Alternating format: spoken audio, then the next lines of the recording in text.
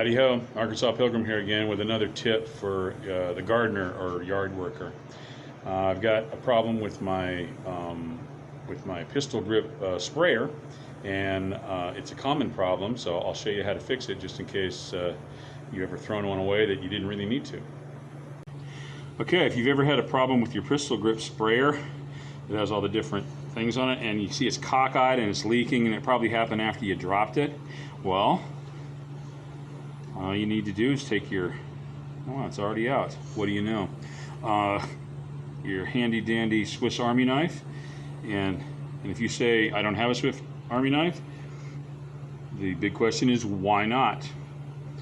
Anyway, this is an old one. It doesn't have a Phillips screwdriver. It has a very small flat tip screwdriver, but which works for Phillips.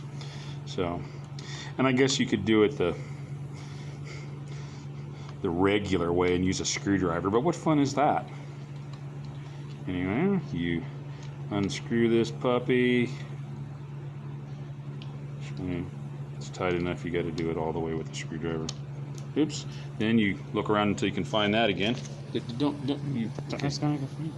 Yeah, you moved it around.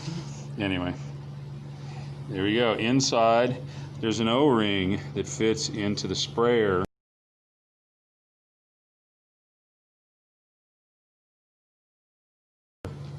Which, when it clicks into place, it seals, so it only sprays through one piece.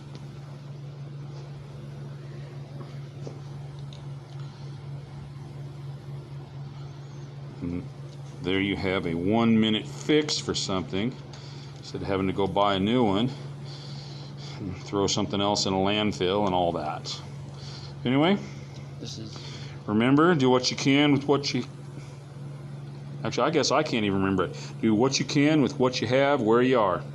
God bless y'all, and I'll see you next time.